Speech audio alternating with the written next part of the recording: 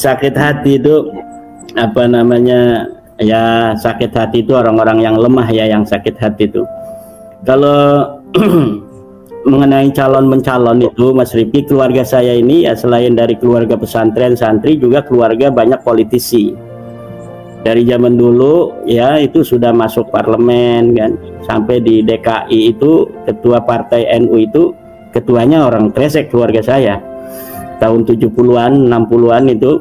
Kemudian apa, paman saya dulu waktu saya kecil itu ketua P3 di kecamatan, paman satunya itu jadi ketua PDI ya. Jadi ini ya ketua P3, ini ketua PDI, satu keluarga beda-beda partai, hanya Golkar saja yang tidak itu karena orang kecamatan yang jadi ketua partai Golkar itu waktu itu ya. Jadi kalau calon mencalon itu sudah biasa. Bahkan tahun ini nih 2024 ini Mas Rifki, keluarga saya Bani Usman itu 12 orang mencalonkan diri jadi caleg, 8 orangnya itu terpilih, 8 orang terpilih dengan partai yang berbeda-beda. Jadi apa, hal-hal calon mencalon kemudian jadi tidak jadi itu sudah biasa. Mengenai apa benar saya dulu pernah mencalonkan ya tahun 2017 kalau tidak salah, memang waktu itu tidak ada calon yang berani melawan petahana ya, petahana nggak ada yang berani, maka saya menampilkan diri untuk memberikan jawaban kepada masyarakat bahwa harus ada orang yang berani untuk apa namanya demokrasi ini semakin sehat. Akhirnya saya mencalonkan diri, sudah daftar ke partai PKB gitu, partai P3, partai Demokrat gitu. Biasa kita sebagai santri yang apa namanya juga apa memahami ilmu politik ya, karena saya juga pernah kuliah ilmu politik itu. Kemudian kita mengadakan silaturahmi ke berbagai macam apa namanya komunitas, ke tokoh-tokoh komunitas, ke kiai, ke para tokoh-tokoh apa namanya masyarakat, termasuk kepada Pak Qurtubi itu ya kan. Kemudian apa namanya itu, namanya orang yang mencalonkan diri ya memang harus sering soan-soan kepada para tokoh untuk mendapatkan dukungan politik kan.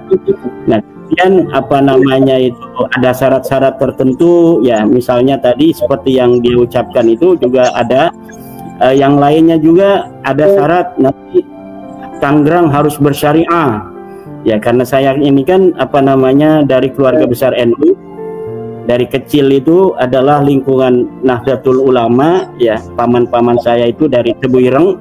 Kemudian apa namanya kita diajari agama itu agama yang apa substansialisme, bukan agama formalisme, di mana apa namanya simbol-simbol keagamaan itu tidak terlalu penting daripada isinya, yaitu yang apa namanya itu ditanamkan oleh ajaran-ajaran Nahdlatul Ulama. Ini tahun 1936 di Kresek itu sudah ada majelis wakil cabang. Kiai Muhammad Amin, bapaknya Kiai Ma'ruf Amin itu datang dari Mekah tahun 1936 itu langsung menyusun apa kepengurusan tingkat kecamatan MWCNU. Saya pun kan tahun 2006 itu ketua majelis wakil cabang NU di kecamatan Kresek gitu. Ya. Akhirnya karena apa namanya itu ada syarat-syarat tertentu, harus bikin apa namanya FPI di tingkat desa dan lain sebagainya.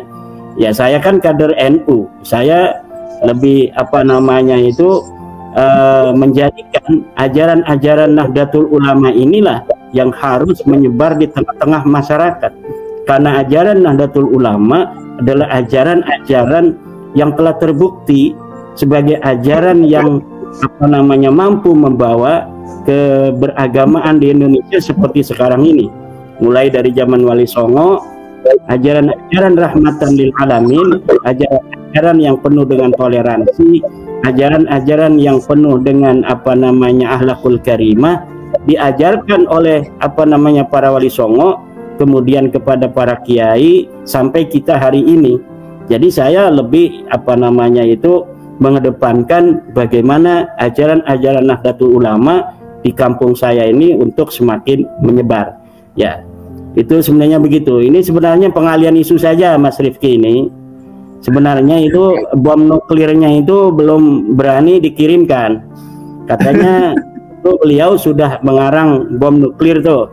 Bom nuklirnya sudah jadi dibakar itu di pondoknya, tapi belum berani dikirimkan ke saya.